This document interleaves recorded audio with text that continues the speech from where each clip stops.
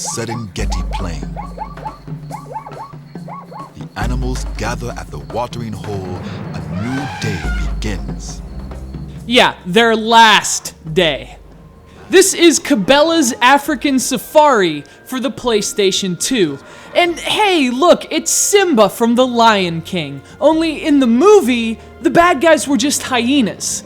I have a fucking rifle.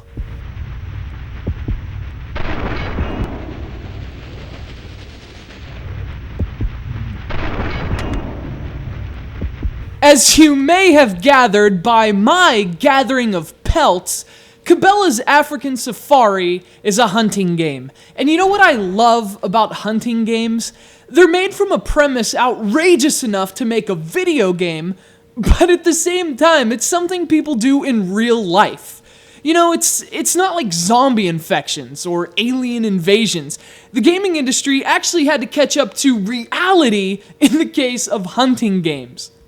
There's no need for power-ups or spaceships or any of those usual video game embellishments in CABELA'S African Safari. Traveling to another continent to shoot animals 5 times bigger than you requires enough balls. Unlike many of CABELA'S popular deer hunting titles, this game does not take place from a first-person perspective, nor is it on rails for that matter. In fact, African Safari is essentially a third-person shooter in which your primary objective is to harvest animals, not aliens or soldiers or any of the things you're used to killing in video games. But then again, why shoot at something that can shoot back at you when you can just desecrate a lesser life form instead? Hey Antelope, who's at the top of the food chain? You say it, Antelope! Now, we all have opinions about the depiction of animal killing in games like these, and I'm not saying anything one way or the other. I'm just here to tell you that if you enjoy hunting games, this one is technically solid, and it offers a unique twist on a genre that's often as boring as it is poorly made. First of all, African Safari feels a lot more action-oriented than most hunting games. You do have to sneak around, obviously it's a hunting game, but your targets can't get too far. The locations generally seem smaller than you'd expect from a hunting game, but not too small. Their size actually fits the game's tone better than larger ones would. It keeps you shooting more and tracking less.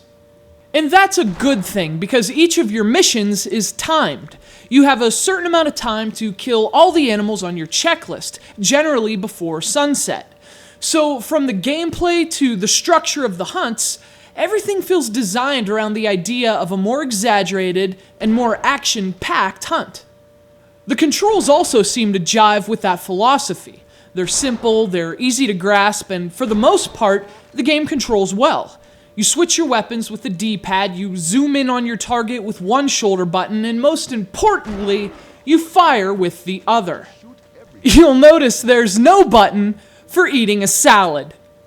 Of course, as with most titles released by a value label, a couple of the game's shots do miss their target. The Xbox 360 and PC versions obviously look better than this PlayStation 2 version, but that discrepancy makes a functional difference as well as an aesthetic one. The blurry animals are sometimes difficult to distinguish from one another at a distance on the PS2, so you'll sometimes shoot animals that aren't on your checklist, for which you're reprimanded, which also sucks. Oh, come on, now we're concerned with conservation? You gave me a rifle. Ultimately, once the smoke from your muzzle loader clears, this game just isn't anything to get excited over. There are way better third-person shooters for the PlayStation 2, but I'm not sure there are many hunting games better than the surprisingly decent and surprisingly gamey CABELA'S African Safari.